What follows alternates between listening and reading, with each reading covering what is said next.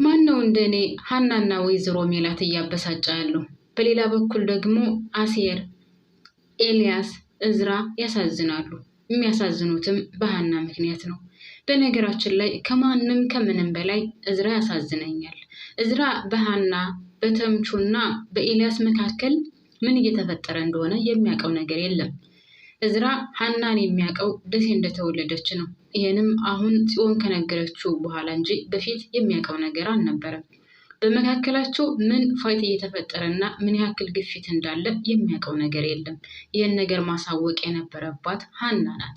ሀና አሁን እንደ በፊቱ አይደለችም። ወደኋላ መለስ እያለችም ይመስለኛል። ከማን ጋር ትጸናለች የሚለው ደግሞ በጣም ከባድ ነው። አሁን አሴርን ሳየው ከነገሮቹ ገሸሽ እያለ እየሄደ ይመስለኛል። ተምቹን ካያችሁት ለምንድነው ፍቅረኛህን አሳልፈህ የምትሰጠው? ለምንድነው አንተስ ኤልያስ የሚለፋውን ያክል እማትለፋው? ለምንድነው ለኤልያስ ጭራሹን አሳልፈህ የሰጠኸው? አንተ እንደማትወዳትና እንደማታፈቅራት እያለም ሲነግረው ነበር። እሱ ግን ገሸሽ እያለ ነው፣ እየተዋት ነው። አንደኛ ኤልያስ በጣም ተጎድቶባታል። ሁለተኛ ደረጃ ሀና የምታፈቅረው እዝራን ነው። እና አሁን አሴር ከጨዋታው ውጭ እየሆነ ይመስለኛል። ሰላም የኔ ምርጦች እንዴት ናችሁልኝ? ሰላም ናችሁ ወይ? በያላችሁበት ሰላማችሁ ብዝዝት ትርፍርፍ ይበልልኝ። ቪዲዮ የሚደርሳችሁ ሁላችሁም ላይክ በማድረግ ጀምሩት። አዲስ ከሆናችሁ ደግሞ ሰብስክራይብ አድርጋችሁ ቤተሰብ ሁኑ። ማሮችዬ እስኪ 10 ሺህ አስገቡኝ። እናንተ የምን አለበት? እውነት አዲስ የሆናችሁ ካላችሁ እየደመራችሁኝ 10 ሺህ አስገቡኝ ማለት ነው ማሮችዬ፣ የኔ ፍቅሮች፣ የኔ መልካሞች። ያው እናንተ ስለምታበረታቱ ነው በነገራችን ላይ እዚህ ላይ የሚገኘው እና ሀሳብ አስተያየታችሁንም ደግሞ ዛሬ እፈልጋለሁ። እስኪ እንደኔ ሀናና ወይዘሮ ሜላት የሚያበሳጫችሁ ከሆነ እስኪ ሀሳባችሁን። በሌላ በኩል ደግሞ እዝራ፣ አሴር፣ ኤልያስ ሶስታቸው በጣም ያሳዝናሉ። በተለይ ደግሞ እንደነገርኳችሁ እዝራ በሶስታቸው መካከል ምን እየተፈጠረ እንደሆነና ምን ያክል ጫና፣ ምን ያክል ግፊት ወይ ማከማጋ ምን እየሰራ እንደሆነ የሚያውቀው ነገር የለም። ብቻ ሀናን እንዳያት ወዷታል፣ አፍቅሯታል። እሷም እሺ ብላ ተቀብላ ፍቅሩን ይዛለች። ግን አሁን ስታዩት ከሁሉም ነገር ቀዝቅዛለች። ወደኋላ እየተመለሰችም ይመስላል። ከማጋ ልትሆን ነው? አሴርም ያሳዝናታል፣ ኤልያስም ያሳዝናታል። ከዛ ለእዝራ ደግሞ ቃል ገብታለታለች። ቆይ እች ልጅ ግን እኔ እንጃ አሁን በጣም እያስጠላች ነው የመጣችው በነገራችን ላይ ማለት ነው። እሷ ሳትሆን ደራሲው ለተመልካች ሳስበው ክብር የለውም።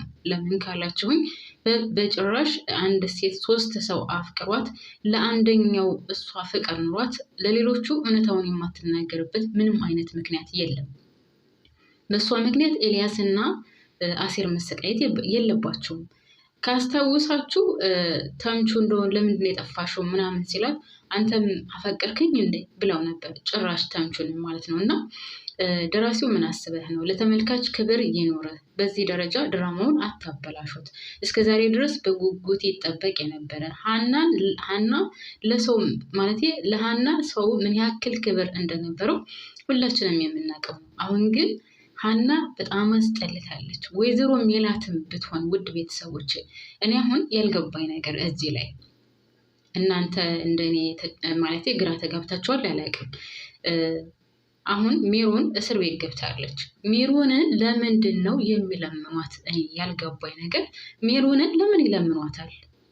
ለምንድን ነው እሷን የሚለምኗት? ፖሊስ እጅ ገብታለች አይደለ? እስር ቤት ገብታለች። ፖሊሶቹ ስራቸውን መስራት ሲችሉ ለምንድን ነው የሚለምኗት? በዛ ላይ ደግሞ እነዚህ ፖሊሶች እንደው የፖሊስ የደንቡን ልብስ ለበሱ እንጂ በጭራሽ ትክክለኛውን ስራ የሚሰሩ አይደሉም። በዛ ላይ አሁን እነ ወይዘሮ ሜላት ታስሮበት የተባለው እስር ቤት እኮ እንደው ቢያንስ ለአንድ ለሁለት ጊዜም እንኳን ቢሆን እስር ቤት ማሳየት ነበረባቸው አይደል? ቤተሰብ ዝም ብሎ ከአንዲት ክላስ አስቀምጠው ታሰሩ ነው ያሉት። እሺ ይሁን ብለን አለፍ ነው። እንደው ለአንድና ለሁለት ጊዜ እንኳን እስር ቤት ወስደው ከእስር ቤት ገብተው ምናምን ማየት ነበረበት። የሆነ ክፍል ውስጥ አስቀምጠው እስር ቤት ናቸው ብለዋል። ኦኬ ብለን አለፍን። አሁንም ለተመልካች ክብር አለመኖራቸው ውድ ቤተሰቦች፣ ወይም ደራሲው በሰው ላይ ዝም ብሎ እየተጫወተ መሆኑን የምታውቁት ፖሊሶቹ የነሱ ስራ ሆኖ እያለ ወይዘሮ ሜላት እስከ ልጆቿ ለምንድን ነው እርግብንና ሜሮንን የሚለምኑት? በዛ ላይ ደግሞ ፖሊሶቹ እርግብና ሀና ሲያወሩ እርግብ ትክክለኛ የወይዘሮ ባዩሽ ገዳይ ማን እንደሆነ የሚያሳይ ቪዲዮ አለኝ የሚለውን መረጃ እነሱ በራሳቸው ድምፅ ቀድተው እያዩ ስላዩ ይህ ነገር መረጃ እያላቸው ለምንድን ነው ዝም ያሉት? ለምን ወይዘሮ ሜላት እዛ እስር ቤት የምትወጣበትን መንገድ ፖሊሶቹ አይፈልጉም ነው እኔ ያልገባኝ ነገር። ለምን? ምክንያታቸው ምንድን ነው? ለምንድን ነው እንደዚህ ሲሆነው? ወይዘሮ ሜላት መለመን ነበረባት ቤተሰብ? እስኪ ነገሩን።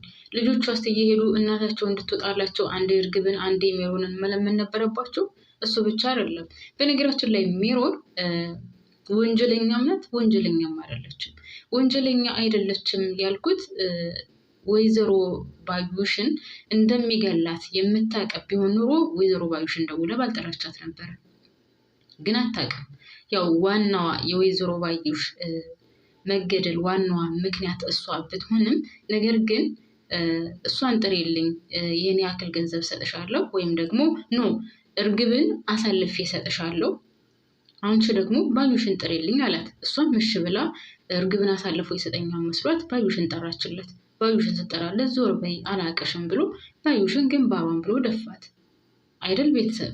ስለዚህ ይሄ ነገር ወይም ደግሞ ትክክለኛው መረጃ ሜሮን ጋር ያለ ሜላት መታሰር አልነበረባትም። ሲቀጥል ደግሞ ሜሮንን ብትሆን ወንጀለኛም ናት፣ ወንጀለኛም አይደለችም። ምክንያቱም ወንጀለኛ ያልሆነችበት ምክንያት እንደነገርኳቸው ሊገላት እንደሆነ ብታውቅ ኖሮ አታደርገውም ነበር። ያው ገንዘብ ፈልጋ ነው ያደረገችው። ወንጀሉ ይቀልላታል ትክክለኛውን መረጃ ተናግራ ብትገባም። ያም ሆነ ይህ ግን እኔ ፖሊሶቹ እያደረጉ ያሉት ነገር ጭራሽ ሊገባኝ አልቻለም። በጭራሽ የሌለ እውነት ለመናገር ማለት ነው እግዚአብሔርን የሌለ ነው የሆነው ድራማው። አሁን የሌለ ምንም ከጭንቅላት የማይገባ በጭራሽ። እንዴት ነው ትክክለኛ የባዩሽን ገዳይ ትክክለኛ ቪዲዮ የያዘችን ልጅ እስር ቤት አስቀምጠው ባዩሽ ማለት ሜላት እንደስለምን የሚደረገው በየትኛው? እስኪ ንገሩ። ራሳቸው ፖሊሶቹ ወንጀለኛን ፈልገው ማግኘት ንጹሃንን ደግሞ ንጹህ ነው ብለው ማስወጣት ሲገባቸው እዛው ቁጭ ብላ መሌላ ሜሮን ማለት ሜሮንና እርግብ እዛው ቁጭ ብለው አንዴ ሜሮንን አንዴ እርግብን ትለምናለች ወይዘሮ ሜላት። ቆይ እንዴት አይነት ድራማ ነው ግን? አሁንም በጣም እያበላሹት ነው። ላይክ ለማራዘም ብለው የሚያደርጉት ነገር ወይም እየጨመሩ ያሉን ነገር በጣም የሚደብር ነው። በዛ ላይ ደግሞ ካስታወሳችሁ ኤልያስ ተረስቶ ነበር አይደለ? ምን ሆኖ ነው የጠፋው? ለምንድን ነው ማለት በቃ በዛው ሊቀር ነው ወይ ምናምን እየተባለ ነበረ።